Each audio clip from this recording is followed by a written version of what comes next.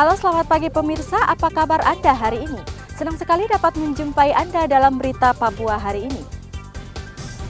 Saya Yuni Rumbarar bersama tim redaksi telah menyiapkan sejumlah berita menarik dan aktual bagi Anda. Berikut 3 berita utama.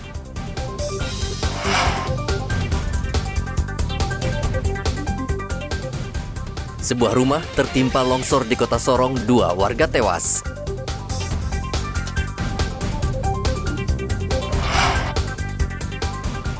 Kapal nelayan ditembak tentara Papua New Guinea.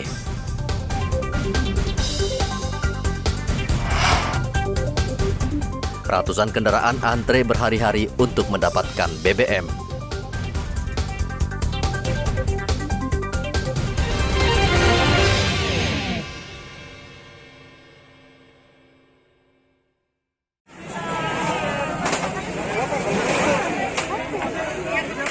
Warga Rufai, Kota Sorong dibantu personel polisi dari Polres Sorong Kota Selasa kemarin bekerja keras mencari 2 korban yang masih tertimbun longsoran tanah.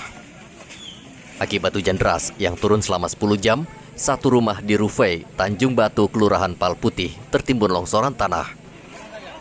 Setelah beberapa jam pencarian, tim SAR akhirnya berhasil menemukan jasad 2 korban yang diketahui wanita berusia 35 tahun dan anaknya berusia 8 tahun. Sementara Haryanto, suami korban, lolos dari musibah tersebut. Kedua jasad korban langsung dibawa ke Rumah Sakit Angkatan Laut Dr. Utojo Sorong. Kedua jenazah rencananya akan dibawa ke kampung halaman di Salatiga, Jawa Tengah. Itu terjadi bencana longsor yang menimpa 1 unit rumah tinggal yang mengakibatkan 3 korban jiwa, 1 korban luka berat, kemudian 2 korban meninggal berjenis kelamin perempuan dan laki-laki. Penjabat Gubernur Papua Barat, Paulus Waterpauw, meminta penjabat wali kota Sorong segera mendata seluruh warga yang terdampak sehingga bisa cepat ditangani. Nanti sampai sinergi atau kolaborasi dengan pemerintahan kota. Ya.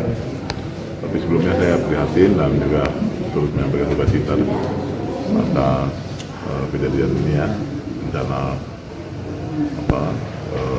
longsor yang mengakibatkan korban jiwa dari saudara kita, mama dan anak yang tadi pagi sudah dibawa ke Salatiga dari keluarga Ikaswara.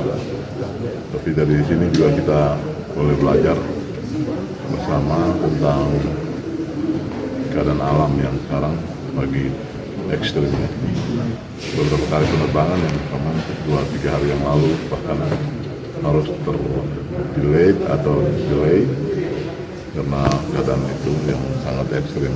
Jadi artinya sekarang saya juga menghimbau kepada seluruh masyarakat, tolong juga waspada atau mawas diri dengan berbagai kondisi yang mereka punyai. Jadi artinya keluarga-keluarga yang ada di sekitar bantaran sungai, yang ada di sekitar lereng-lereng gunung ataupun mungkin bukit dan lain sebagainya, bila mengalami hujan yang terus-menerus juga sudah mulai harus prepare untuk menyelamatkan mungkin barang dan lain sebagainya, tapi juga jiwa yang utama, sehingga bisa mungkin mengungsi dulu sebentar atau pergi sebelum nanti datang kejadian-kejadian, apalagi di malam hari ya, malam hari yang kadang keadaan kita sedang letih atau melepas lelah, kita tidur nyenyak, tiba-tiba datang bencana itu. Jadi ini hal yang mau saya himbau kepada masyarakat. Yang lain ya, untuk mereka yang menggarap gunung dan bukit di atas itu ya kewajibannya untuk melakukan reboisasi. Jadi jangan main ambil hasil dari bumi ini tapi terus dibiarkan saja begitu. Itu kewajiban mereka. Kami akan awasi nanti. Langkah selanjutnya seperti itu. Ya, saya pikir itu saja mungkin. Yang lain pos-pos sudah disiapkan oleh pemerintahan kota. Kemudian nanti kolaborasi bersama. Saya berharap juga teman-teman dari Satuan TNI Polri yang ada di kota sini juga ikut bantu bersama juga dengan sivitas pemerhatian kemanusiaan yang lain. Mari kita sama-sama bantu. Karena ada beberapa yang mengungsi dan memerlukan bahan pangan bahan makanan dan lain sebagainya. Ya, tapi mudah-mudahan sudah bisa diatas. Tadi Pak Asisten 1 dan Asisten 2 dan Kota sudah melaporkan terkait dengan banjir di lantai satu lagi. Jadi hari ini harus komunikasi dengan pihak kelurahan untuk melakukan pendataan dan segera memberikan bantuan dulu ya, artinya bantuan bahan makanan atau apa untuk menangani dulu. Sebentar saya akan juga melaporkan ke gubernur, kalau boleh juga dari provinsi juga memberikan bantuan bahan pokok lewat dinas perdagangan ya, bahan pokok yang selama ini bisa dibantu juga bisa disalurkan. Jadi langkah yang mungkin kami lakukan sebentar saya akan lakukan koordinasi dulu dengan asisten dan komunikasi dengan Sekda, PLH Sekda supaya langkah-langkah apa yang harus segera dilakukan hari ini. Untuk rumah dan lain sebagainya itu mungkin korban yang longsor dan itu ya itu yang saya bilang hari ini saya akan mendapat laporan dulu setelah dilakukan pendataan sehingga harus langkah cepat kita lakukan. Selain longsor, hujan deras di Kota Sorong juga menyebabkan banjir di sejumlah ruas jalan dan permukiman warga sehingga aktivitas warga menjadi terganggu. Topan melaporkan dari Kota Sorong, Papua Barat.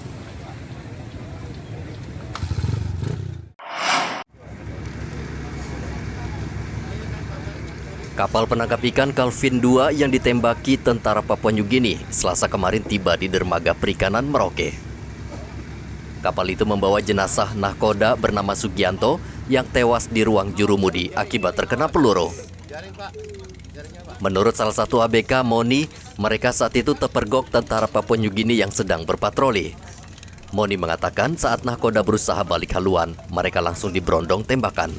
Tidak hanya badan kapal yang hancur, namun 2 butir peluru juga bersarang di tubuh nahkoda kapal sehingga korban tewas di tempat. Itu cuma nih. Jam 1. Jam 1 siang? Iya. Nah waktu itu sementara ada patroli berapa perahu? 1 speed 1. 1 speed 1. Itu kau tahu itu patroli dari mana? Kalau dilihat dari benderanya PNG. PNG ya, berarti yang tembak kamu PNG itu. Berapa kali tembakan? Banyak? Lubang-lubang semua ya, di berondong ya. Kalau capnya kena tembakan berapa kali capnya? Tidak tahu juga, kita semua di dalam kamar mesin waktu dengar tembakan bunyi. Oh, sembunyi ya? Iya, cuma cap saja yang tahan steering. Oh, tahan setir itu. Terus waktu setelah ditembak itu berhenti bertembak setelah bagaimana kamu orang? Gas sudah turun. Gas turun tiba-tiba itu cap kan sudah jatuh tuh. Nah, sudah terpaksa ada teman satu keluar dari dalam kamar mesin langsung gami karung tuh. Bilang sudah menyerah begitu. Iya. Terus dorang suruh kita semua ke atas jaring. Tapi memang waktu itu kamu kabur memang? Iya. Kabur memang ya? Berapa kapal waktu itu ada di sana? Banyak. Tapi yang ditangkap berapa? Dua kapal? Iya, 2 kapal. 2 kapal. Tapi memang ada dengan patroli dari Australia juga ada? Patroli cuma 1 saja, kapal perang 1. Kapal perang dari mana? Itu PNG. PNG juga? Oh, jadi bukan tidak ada Australia, tidak ada? Tidak ada. Tidak ada ya? Berapa orang di atas speed itu yang tembak itu? Ada 10 orang ya? Saat insiden terjadi, seluruh ABK bersembunyi di ruang mesin, namun Sugianto sang nahkoda bernasib naas. Saat itu korban berada di ruang kemudi, sehingga menjadi sasaran empuk. Jenazah Sugianto tiba di Merauke dan disemayamkan di rumah duka di Jalan Semangga. Muhammad Ridwan melaporkan dari Merauke, Papua. taruh mobil putih saja Pak. Ratusan kapal nelayan saat ini hanya bersandar di dermaga perikanan Samudra Merauke. Cuaca buruk akhir-akhir ini yang melanda perairan Arafuru menyebabkan nelayan gentar melaut untuk mencari ikan. Praktis, hampir sebulan lamanya mereka hanya berdiam di rumah karena pihak berwenang juga belum mengeluarkan izin berlayar. Untuk mengisi kekosongan aktivitas di darat, sebagian nelayan menghabiskan waktu memperbaiki alat tangkap ikan yang rusak, seperti jaring berikut batu apung. Pak Ari, ini kapalnya udah berapa lama sandar ini? Ada hampir 1 bulan. Kenapa Pak Ari enggak ini? Ombak kuat, angin kencang. Berapa meter ombaknya Pak Ari? Ada lah 2-3 meter. Oh gitu. Jadi untuk sementara semua ABK hanya bikin apa aja nih? Ada orang sini, jadi nelayan kan tinggal di kapal. Jadi sementara untuk ngisi kekosongan ini di laut, di darat ini bikin apa? Baik-baik jaring ini? Baik jaring ini. Jaringnya pada apa? Rusak, Pak? Jaringnya ya kita undang res balik. Oh, ini kan tangkap ikan apa ini, Pak Ari? Ikan merah. Ikan merah ya.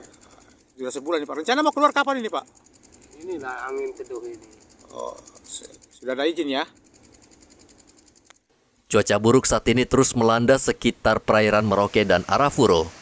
Tinggi gelombang mencapai lebih 4 meter ditambah angin kencang yang terus terjadi. Muhammad Ridwan melaporkan dari Merauke, Papua.